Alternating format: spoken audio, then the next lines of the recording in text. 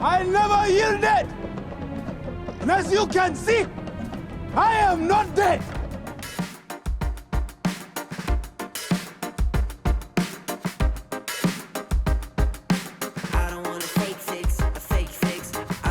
Howdy, Theologian. Howdy. Easter. I know. So good. Love Easter. As you can see, I am not dead. I love it. Not yet. I'm not dead yet. You are not dead. I got a question for you. And this is like just coming out of the gate swinging. Do you believe in the bodily resurrection of Christ? Yeah. Say more. I'm big into zombie films. No, I'm just kidding. No, you are not. There's no way you're into zombie films. Yeah, no, that's why I was kidding. Because I am not into zombie films. Yeah. They really freak me out. Maybe Like- more films, though. Mainly, why is there so much walking in zombie films? They just walk around. Like, why don't they just sit? That's all I'm saying. Well, they're trying to get to safe haven. What? They're trying to get to like a safe I place. thought they were looking for more brains or whatever. Oh, zombies are walking Yeah. around? Yeah, they're hungry. Yeah. And the people trying to run from the zombies have to walk and run because the zombies are trying to eat them. Yeah, yeah. Okay, anyway. Anyway, like the Happy scariest Easter. movie though is when the zombies are fast. Like in what's that movie where Will Smith is like the last human? They're all like succumb to some infectious disease, but it made them fast zombies, and that was really scary. Anyway, Okay. no, I do believe in the bodily resurrection. I believe that Jesus rose from the dead and had. Now this is tricky. But I believe Jesus had a new body that was like synonymous with new life. And I understand that his wounds were still visible, but part of that was, I think, so that the disciples would recognize him as the same, one and the same, because that was really important, that this wasn't a trick. Jesus isn't a ghost. Like, this isn't some other dude with a beard on that looks kind of like Jesus. This needed to be the same. They needed to recognize that the person that was killed on the cross and was buried was the same that was resurrected. But I do believe that it's a new life. And to me, it connects to, if you want to come out swinging, let's go. Like It's Easter week. I'm batting so- for the fence. Is that No. is that the right expression? Swinging for the I'm fence. swinging for the fence. Okay. I'm batting to hit. I'm batting for a home run here. But yeah, like Do you to watch? me, Yeah, go ahead. do I watch what? No, it's all right. Okay. Keep going.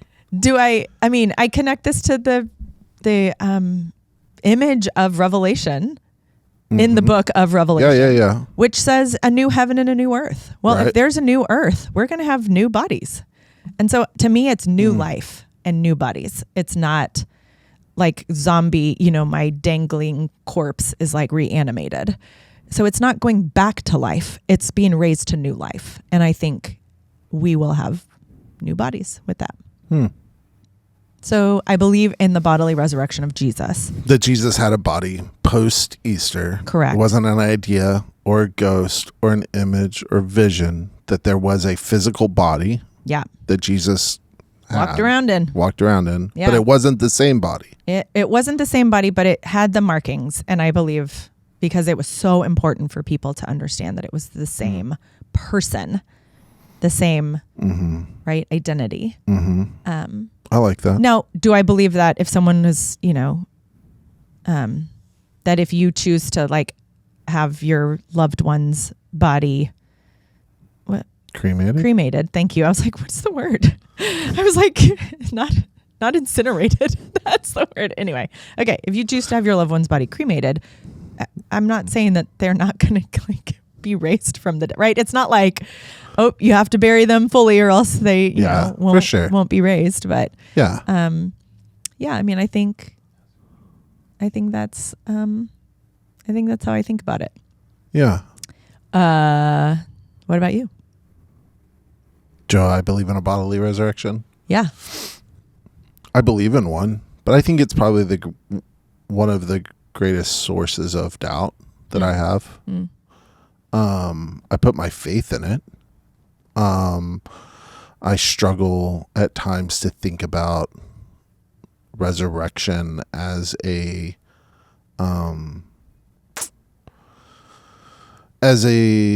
one-time experience. And I think that Jesus's resurrection,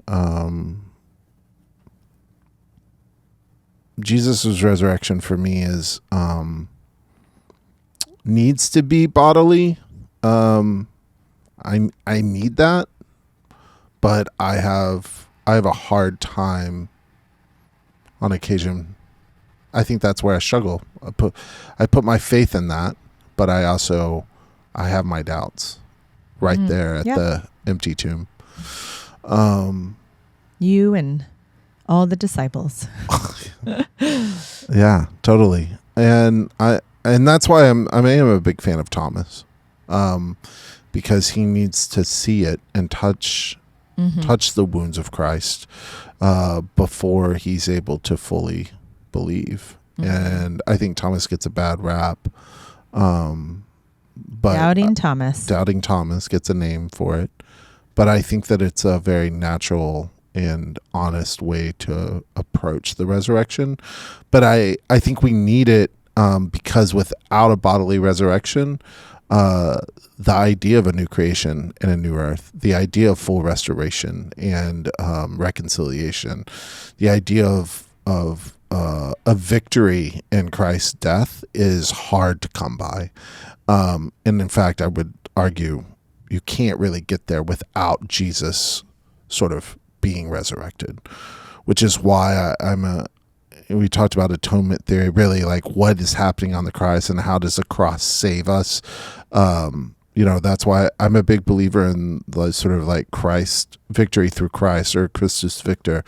This idea that ultimately through the death and resurrection of Christ, God claims a victory over the brokenness of the world. And so I think that is directly tied to a bodily resurrection. And I think, I think that there are days where that makes sense and days where that's complicated. Well, I mean, not to like overstate the obvious, but I mean, there's a reason why this is called faith. Yeah, totally. Right. No. Yeah. We don't, we can try as best we can to make sense of some of these things. I mean, like we talked, last week about like kenosis, right? And how can Jesus be fully divine and fully human? And like this whole concept of Christology, like how we answer the question of who is Christ, and how ultimately there's been millennia of debates about this and we still don't know. And ultimately there is like I don't know. How can something be fully divine and fully human? It makes zero logical sense. And yet that's what we believe because of the power that we've experienced and the power that we've seen shape the world and act in the world. Absolutely. And so when you think of a bodily resurrection, I feel it's the same kind of thing where it's like, okay, we can kind of debate, is it a bodily resurrection or a spiritual resurrection or a kind of conceptual? Did Christ get a new body, or is it the same body? I mean, like, or is it the same body that's like transformed to a new body? I mean, like, I don't know. I don't know, right? I just, and yet there is power. I think we kind of have to hold, we have to hold it confidently, but loosely, maybe, because we have to be able to say that we believe this enough for it to have an impact in how we live and orienting our lives and orienting and deciding how we choose to live. If the faith our belief has to impact how we choose to live. No doubt. So we have to hold it confidently, but we don't have to like hold it tightly with this concept of there is no other option, or like we know for sure. Like we might not know for sure, but we can hold it with confidence because it has to have an impact in our day-to-day life. Yeah, and I think that's like the really important shift. I mean, we can talk about resurrection as like the singular event that takes place, after Christ's death. And that's obviously the definition when capitalized, right? Yeah. It's interesting. The rising of Christ from the dead is resurrection capitalized. Yeah. Sometimes capitalized, the rising again to life of all the human dead before the final judgment. Right. And then the uncapitalized is the state of one risen from the dead. Right. Right. But there's also a second definition that I think is more applicable to our daily life, which is resurgence or revival. Yes. Yeah. And a lot of focus can be put on the resurrection as the event. Obviously, that's what Easter is. It is a celebration of this event in the gospel. Right. But we also see in the gospel that there are plenty of examples of resurrection that aren't related to that, or aren't directly related to the resurrection of Christ. And when we begin to see resurrection as a thing we can experience here and now, or we can see in others, I think it gives me more faith actually in Easter when it can be something that we experience in our daily life. Yeah. Yeah. I mean, like, what are some of those examples that you think of from the Gospels? Well, there's Lazarus, but that's kind of It's a gimme. it's a gimme. Because Lazarus was dead, and Jesus, while still alive, like in his earthly ministry, took his sweet time getting there. But gets there. But does get there. And raises Lazarus from the dead. Yes. So yes, that is one story. But I mean, there's also a story of him raising a little girl, the centurion's daughter. Right. Yeah. There's also the story of Zacchaeus, though, which I think is a story of resurrection. Yeah. What does Jesus say at the end of that? Today, salvation has come to this house. Yeah. Today, salvation has come. Yeah.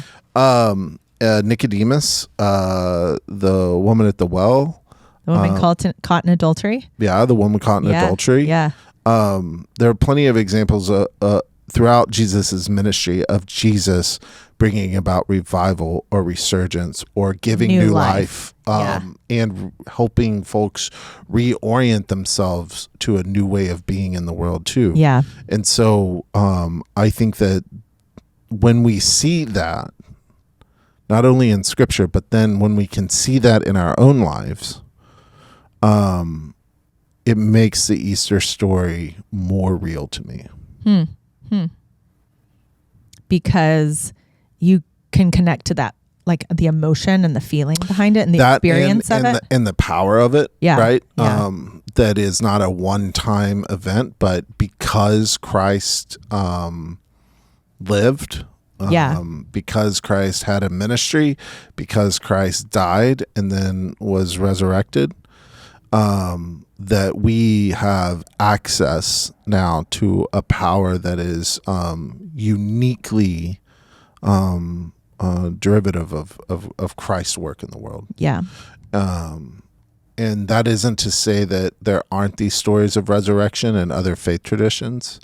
But as a Christian, when I see stories or experience stories of resurrection in my life, it helps me connect to the resurrected Christ, because I believe that those stories that happen around us are in response to God's sort of desire to resurrect, to make new. Like, it's not just our desire. It's and sometimes it's in spite of our own desires, there is resurrection. But I would say that, like, it's God's desire to bring about a new creation and a new earth, and to restore and to make whole and to reconcile all things to God's love. Through God's love. Well, and I love this too, because it means that resurrection isn't just a one-time thing that happened a long time ago just to Jesus. Like, resurrection is always happening. God is always resurrecting. And in perhaps a kind of definitive way through Christ, and also an ongoing auxiliary way. We get to experience resurrection. I mean, I would say we get to experience Christ's resurrection on the reg, even though it happened, roughly 2,000 years ago. Like, we get to experience Christ's resurrection.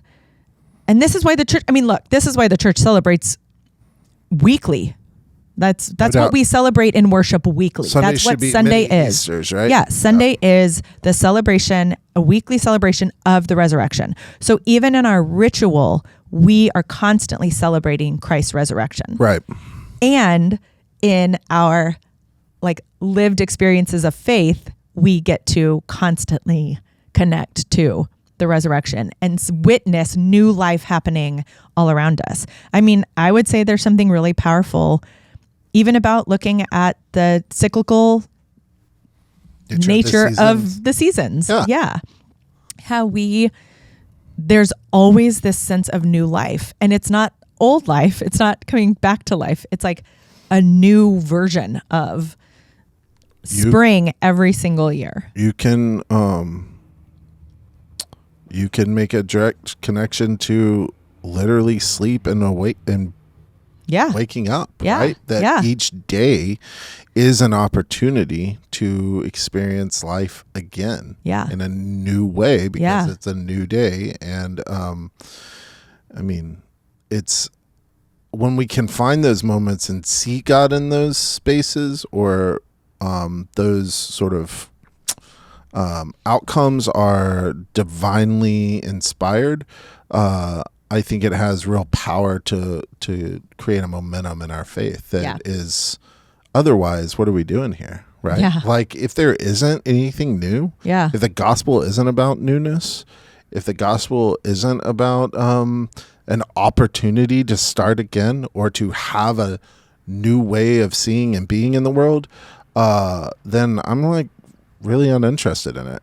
Yeah. No, because it's just it doesn't have impact. Yeah. Oh. Yeah. And I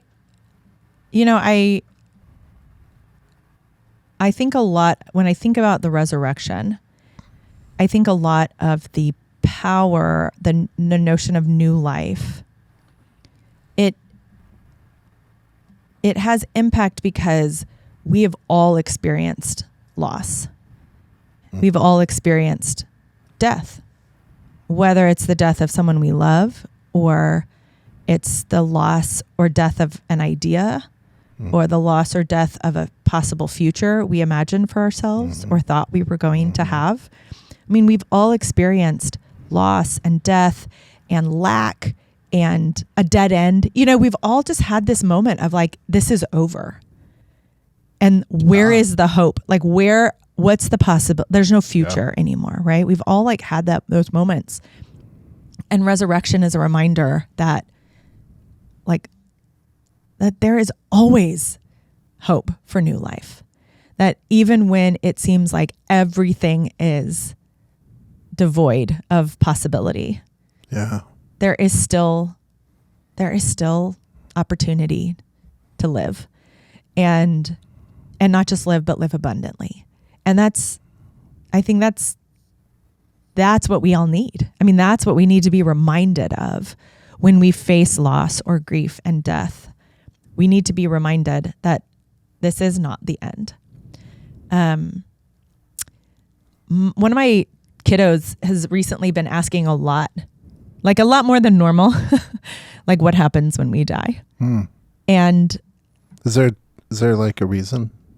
I don't know. I mean, I don't know. Maybe I should pay more attention to what my kid's going through, but I do not know why. No, I'm just really hedging on my own parenting skills. So if you know why, just let me know so I can try to avoid it. Right. No, I don't know why, but I think she's just, it's one of my daughters. She's just she kind of isn't afraid to think of those kind of questions. So she's more willing to entertain them and not be distracted by them. Right. And then she's coming to me to be okay, well, let's talk about this. But how do we know? But what will happen? And she doesn't want to die. I mean, and she doesn't want me to die. Right. And so she is worried about that. And so, but she wants to know what will happen. And, the hardest part is having to say, I don't know for sure, but and I don't say that. What I say is, well, this is what I believe. Yeah. And I think there's in real life, when we experience death or loss, in real life, we can say, I don't know how to like go on after this, or I don't know what the hope is. And in real life, we can say, okay, but there is hope because I believe in the resurrection. I believe that somehow God will work things for good, even the worst of the worst of the worst. God is here and with me and can bring new life from this. And I don't know what it's going to look like, but God can bring new life from this. So that gives us hope in the moment. But when we think about death, like our own death, then I think it also can remind us that, look, we may not know for sure, but if we believe in the resurrection, then when we die, that's not the end. And we will be raised to new life. And so that doesn't negate then the importance of how we live here on earth. But it means that we don't have to think of our death as like the last chance kitchen, right? I mean, it's not like the last chance. So I do think that there's like comfort in that. Yeah. And I agree. And offering that to my kiddo. I mean, then her next question is of course, well, will I get to be with you when we die? And at that point, I just say yes, go to sleep. But yeah. Oh man, she's asking the question right before bed, huh? Oh, always. It's like always when I think she's already asleep, and then she's like, "Mommy, what happens when we die?" And I'm like, "Oh my gosh." Just a little quick daydream. Ponder that question before bed. Yeah. But I mean, in some ways, I almost wonder like if she's almost afraid to close her eyes. Kind of like sleep is like a mini death, right? Oh, I feel that so much. Yeah. Yeah. So there's like this sense of like, before I close my eyes, Yeah. I just want to know like what will happen when I wake up. Yeah. That's, I think like the fear of death, it definitely has a role in like how I behave and think about the world. But I think it's pretty common. I think that most of us are either actively engaging with it or trying to avoid it, or thinking, trying to convince ourselves it doesn't matter. But the notion of dying is somehow active in our life, and sort of tackling it head on, I think provides great benefit, and then being able to live more in the present. Yeah. Which when we can live in the present, we have the opportunity to see resurrection all the time. Yeah. And that is, that's sort of a catch-22. Don't want to meditate or become so fixated on our own death that we forget to live and be present here. But if we don't do it, and we don't wrestle with it, we will become distracted by either trying to avoid it or to, be obsessed with it or whatever. And so there's this healthy balance between like having honest conversations about our own death and faith and what happens to when we die, so that we can see resurrection as not a one-time thing, but an ongoing thing. And I think the Easter story is sort of the accelerant or the like catalyst or the genesis for how we do that well. Because it's the disciples' responses that are so different to the reaction, or to the, their reaction is so different to the resurrection. You have sort of this weird competition and race. You have this really intimate moment between Jesus and Mary. You have Thomas who's doubting. You have disciples who are scared. You have the walkers, the walk to Emmaus. You have the. They're kind of like. Of course they wouldn't be aware though, right? Yeah. And so the resurrected Christ continuing to show up in the lives of the disciples is a reminder that the resurrected Christ continues to show up in our own life. Right. In fact, the resurrected Christ, like, where is the resurrected Christ today? I would say in inside of us in our hearts. Yeah. Like that's where the resurrected Christ lives.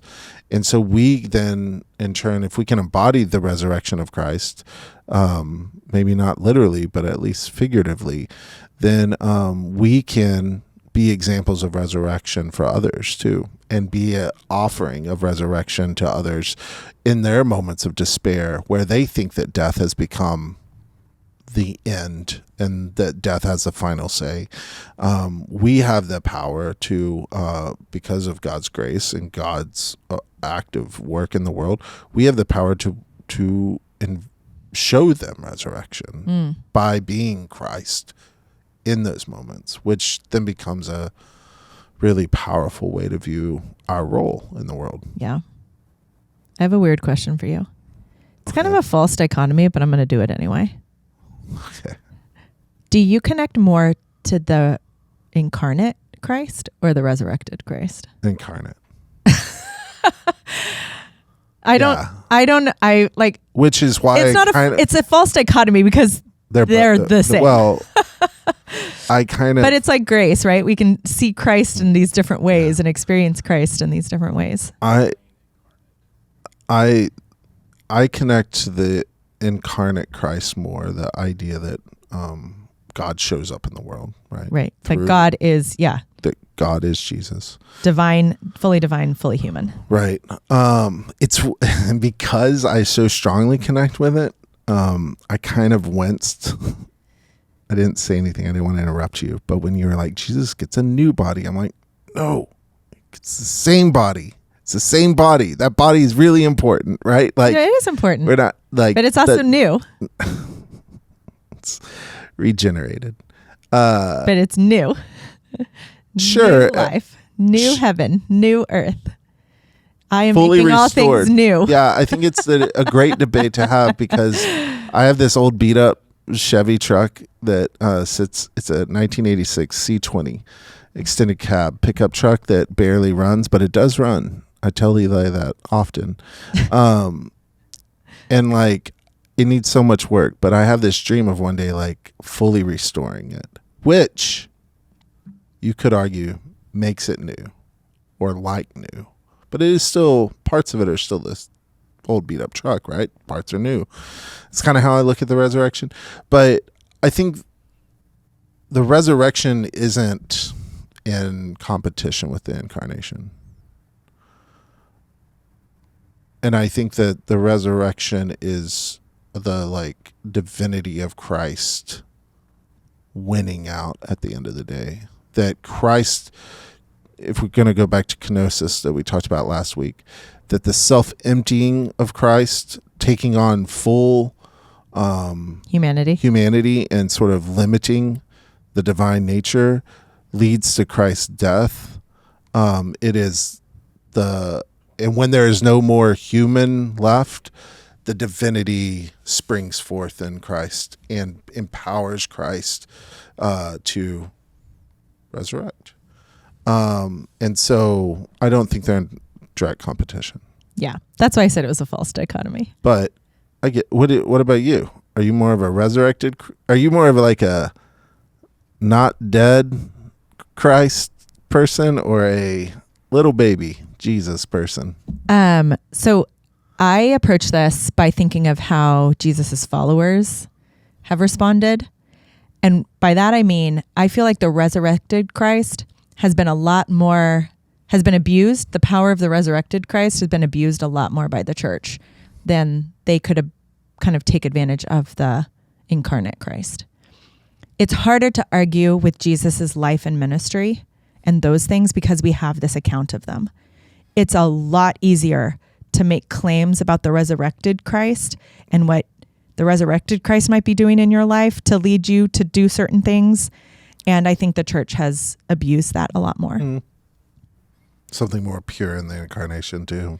Well, I mean, again, we have these stories that kind of play out and reveal some of Christ's nature as when Christ is incarnate.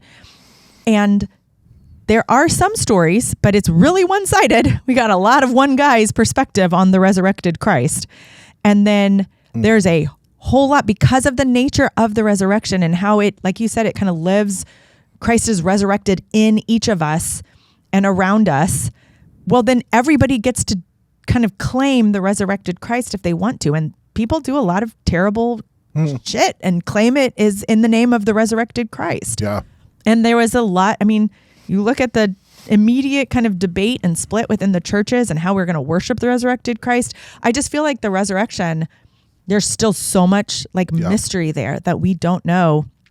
And it is just more open for like abuse and negative and harmful behavior in the name of the resurrected Christ. And I think, whereas like the incarnate Christ is kind of like, it's hard to pin it down. Hard to I would say this otherwise. I guess I want to end it here then. Like, because I agree. I think it's hard to like be able to make sense of it and evaluate it.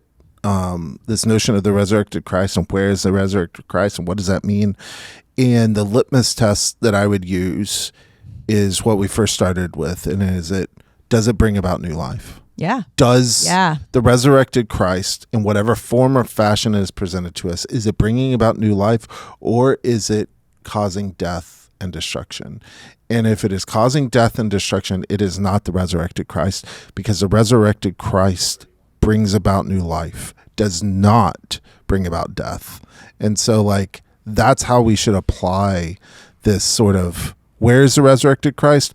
Where there is new life being generated, not where there is death, harm, destruction being created. And I think that's where the incarnate Christ cannot be left behind. No doubt. Right? And so the resurrected Christ, we should be able to see the same things that the incarnate Christ did. Absolutely. And so that's, I mean, it kind of goes to that, right? Today, salvation has come to this house.